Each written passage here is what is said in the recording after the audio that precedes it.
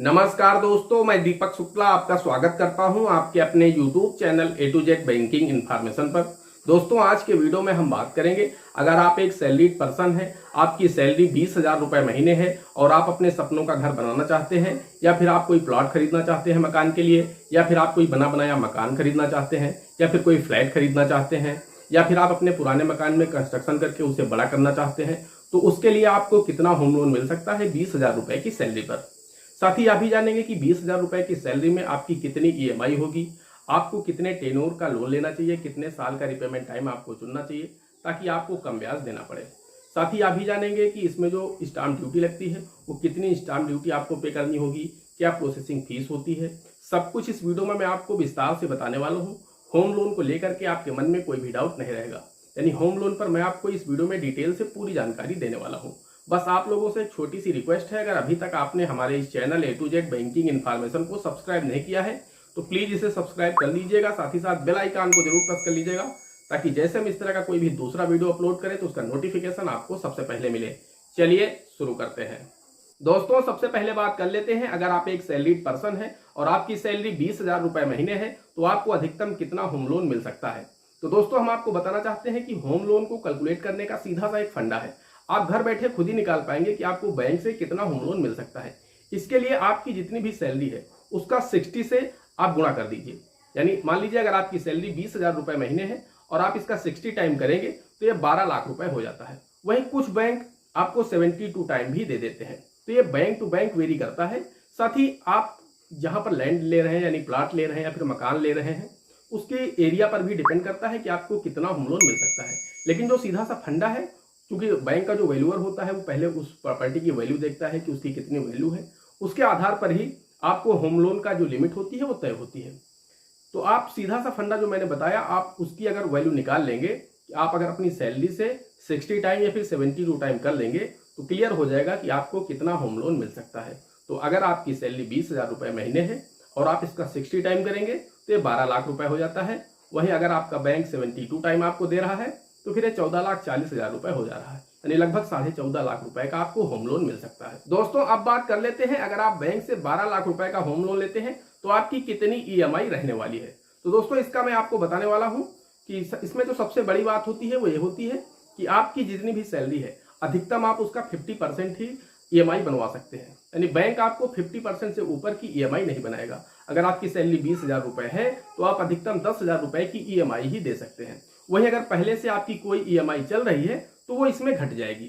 अब मान लीजिए अगर आप ईएमआई 10,000 रुपए की बनवाना चाहते हैं लेकिन आपकी 2,000 या फिर 3,000 की कोई ईएमआई पहले से चल रही, मान लीजिए आपने कोई बाइक ले रखी है या फिर आपने कोई और इलेक्ट्रॉनिक सामान ले रखा है, उसकी ईएमआई आपकी जा रही है 2,000 या फिर 3,000 रुपए, तो वो उसी में लेस हो जाएगी। तो फिर आप अधिकतम 8,000 या फिर 7,000 रुपए की ईएमआई ही बनवा पाएंगे, क्योंकि बैंक ऐसा मानता है कि आपकी जितनी सैलरी है उसका आधा हिस्सा ही आप लोन चुका सकते हैं, बाकी आपके परिवार के खर्चे हैं, अन्य खर्चे हैं, वो फिर आप बियर नहीं कर पाएंगे। तो इसलिए अगर आपकी कोई ईएमआई नहीं चल रही है तो फिर आप अधिकतम 10,000 रुपए की अपनी ईएमआई बनवा सकते हैं। वही अगर आपकी पहले से कोई ईएमआई चल रही है तो वो उसमें घट जाएगी।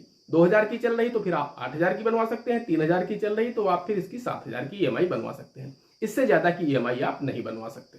दोस्तों, अब बात कर लेते हैं कि आपको किस ब्याज दर पर होम लोन मिलेगा। तो दोस्तों, मैं आपको बताना चाहता हूं कि इसकी जो ब्याज दरें हैं वो घटा व बढ़ा करती हैं। आज 17 जून 2023 को जब मैं ये वीडियो बना रहा हूं तो आज की डेट में लगभग सभी बैंकों की जो ब्याज दर है होम लोन की वो 8% से लेकर के 9% के बीच में है। कोई आपको 8.5% पर दे रहा, कोई आपको 9.25% पर दे रहा, कोई 9% पर दे रहा है और किसी किसी की ब्याज दर 9% से भी ऊपर है। तो इसलिए ये बैंक टू बैंक डिपेंड करता है। और दूसरी चीज होती है आपके सिविल स्कोर पर भी डिपेंड करता है। अगर आपका सिविल स्कोर 800 प्लस है तो फिर आपको कम ब्याज दर पर लोन मिल जाएगा। वहीं अगर आपका सिविल स्कोर लो है, 700 के आसपास है, 700 से नीचे है, तो फिर आपको हाई इंटरेस्ट रेट पर यह लोन मिलेगा।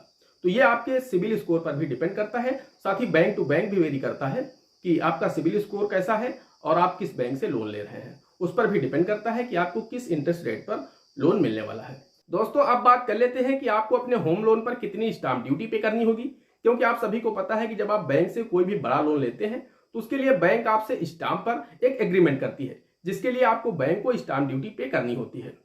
अब दोस्तों, क्या होता है कि आपको उसके स्टैम्प खरीदने होते हैं। तो दोस्तों, अगर हम बात करें, ये भी स्टेट टू स्टेट डिपेंड करता है कि किस स्टेट में कितनी स्टाम्प ड्यूटी सरकार के द्वारा निर्धारित की गई है।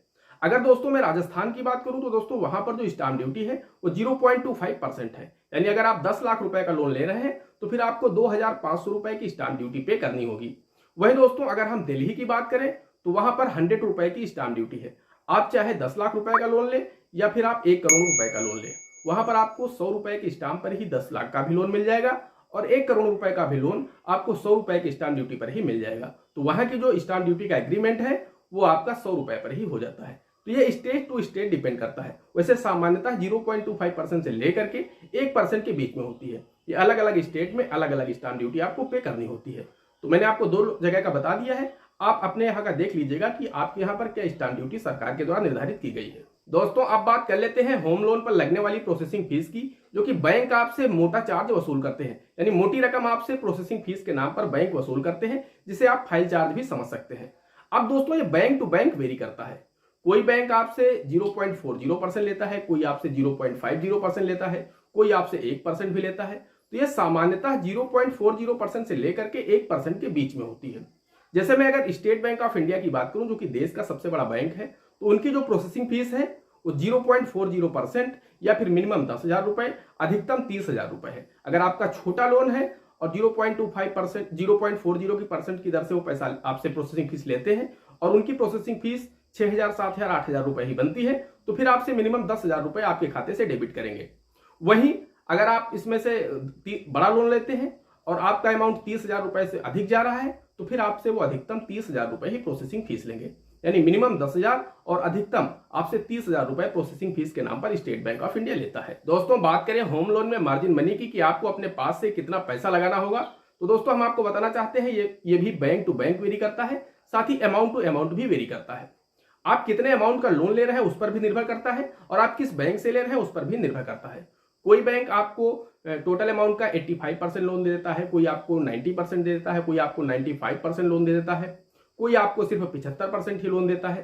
तो ये आपको देखना होगा कि आपका बैंक आपको कितने परसेंट दे रहा है और आपको अपने पास से कितने परसेंट लगाना होगा। वैसे सामान्यतः बैंक 80 से 90% के बीच में आपको दे देते हैं, 10 से 15% मनी आपको अपने पास से लगानी होती है। दोस्तों अब बात कर लेते हैं, अगर आप होम लोन ले रहे हैं तो फिर आपको फ्लोटिंग इंटरेस्ट के साथ जाना चाहिए या फिर आपको फिक्स्ड इंटरेस्ट के साथ जाना चाहिए।